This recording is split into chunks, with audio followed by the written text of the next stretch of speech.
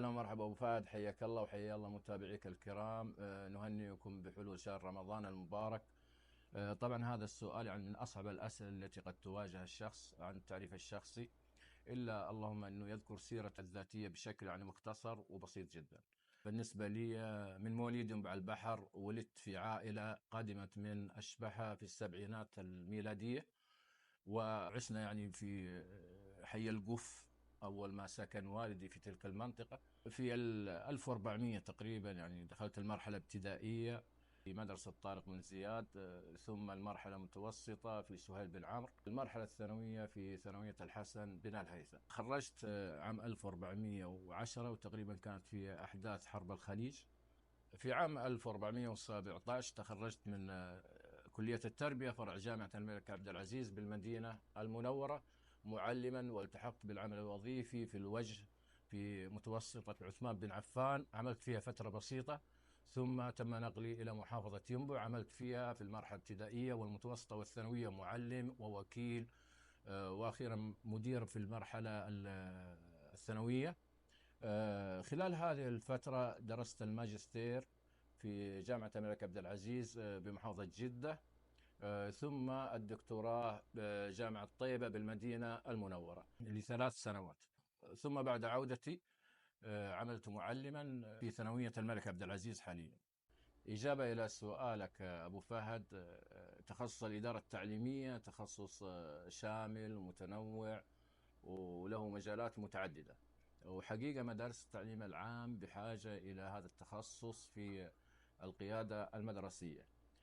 طبعا احنا مثل ما نعرف انه التعليم يبذل جهود حثيثة من اجل تطوير التعليم والارتقاء بنوعيته، واهتم بالإدارة التعليمية اهتمام كبير جدا، وبدأت تظهر سمات هذا التطور والتحسين النوعي للتعليم خلال الفترة الأخيرة.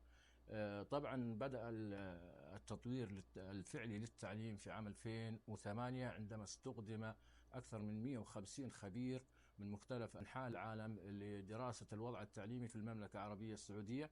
نتج عنه الاستراتيجية الوطنية لتعليم التعليم العام، وكان ذلك في عام 2012 ميلادي.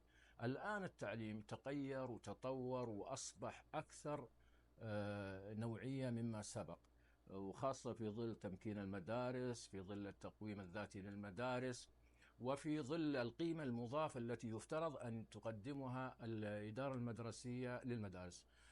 لذلك نرى حراكا يعني متنوع في التعليم، وسيؤتي ثماره بمشيئة الله من خلال تحسين نواتج التعلم، تحسين المخرجات التعليمية بشكل عام وكبير جدا. بالنسبة لسؤالك حول الأنشطة الاجتماعية، نعم الحمد لله عملت في العديد من الأنشطة، كان أبرزها يعني مهرجان رضوى البري الأول الذي أقيم في منطقة السيدة. يعني كان مهرجان كبير جدا خلال تلك الفترة، وطبعا كان من أوائل المهرجانات السياحية التي أقيمت في ينبع، خاصة فيما يتعلق في المهرجانات البرية. طبعا المهرجانات البحرية عندنا متنوعة بمحافظة ينبع، شاركت في العديد منها، ولعل أبرزها أيضا المهرجان البحري الذي أقيم في منطقة العيقة بمحافظة ينبع، وكنت مشارك من خلاله، وكنت يعني رئيس للجان التنظيمية في تلك الفترة. الحمد لله جميع المهرجانات المشاركين فيها حققت نجاح كبير جدا. العمل المجتمعي يعني عمل ضروري ومهم جدا للجميع، بحيث أنه يخدم رؤية المملكة 2030 من خلال التطوع في هذه الأعمال. طبعا يكسبك العديد من المهارات التي تستفيد منها، سواء علاقات اجتماعية، سواء مهارات قيادية، أو مهارات توجيه ومهارات تدريب ومهارات تعليم أيضا. من خلال هذا المنبر أنا أحث الشباب الحقيقة على المشاركة في الأعمال التطوعية وفي الأعمال الخدمية التي يكسب الأجر منها من الله سبحانه وتعالى. 5 شخصيات تأثرت بها في خلال حياتي يعني مما عاصرتهم. أولا والدي رحمه الله، رغم أني لم أقضي معه السنوات الكافية لكي أنهل من خبرته وأتعلم منه. طبعا توفي والدي وعمري تقريبا 14 سنة، لكني كنت أذكر بعض المواقف التي تعلمت منه الكثير، يعني من خلال ترحيبه بالضيوف، من خلال جعل المنزل يعني يعني مساحة لجميع من يأتي من خارج ينبع، يقدم لهم ما تيسر في تلك الفترة، خاصة في السبعينات. يعني كانت صدمة بالنسبة لي وفاة والدي، لكن أيضا تعلمت حتى من بعد وفاته من خلال استرجاع للذكريات التي كانت معه رحمه الله. تأثرت يعني من شخصيات قريبة جدا، يعني اثنين حقيقة، يعني من الشخصيات يعني اللي احتكيت فيهم وبدأت أتعلم وأكسب خبرات من خلالهم. عطلة سعيد ابن عمي رحمه الله، تعلمت منه الكثير، يعني وجه لي نصائح خلال حياته رحمه الله، ما زالت يعني مع النصائح هذه، وإن شاء الله أني أعمل فيها. الشيخ سليم سلم حفظه الله وطول الله في عمره، يعني مجرد أنك تمشي معاه أنك تكسب خبرة منه. هذا بالنسبة للشخصيات الاجتماعية اللي عصرتها أنا يعني من خلال المجتمع.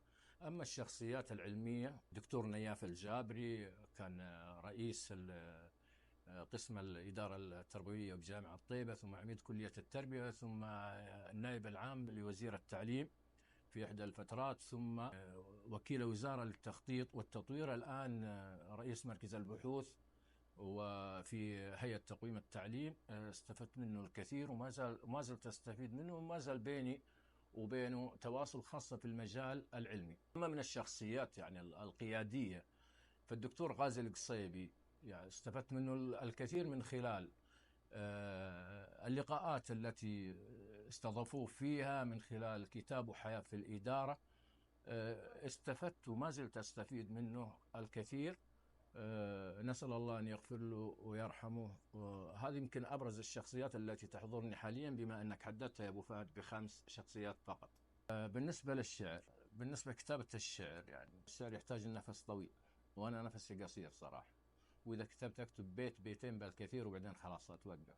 لكني قول إني متذوق للشعر، أحب الجميل من الشعر. ما أتابع يعني بشكل كبير جدا بحكم يعني عملي وبحكم توجهي العلمي، لكن أحيانا في وقت الفراغ تجدني يعني مهتم فيه، خاصة تلك القصائد التي فيها حكم وفيها توجيهات وفيها نصائح. بالنسبة للكلمة الأخيرة، والله أنا ما ودي إنه في كلمة أخيرة، ودي أن نستمر معك يا أبو فهد، خاصة أن أسئلتك شيقة وجميلة جدا. الله يعطيك العافية وشكرا على هذه اللقاء. الله يخليك إن شاء الله.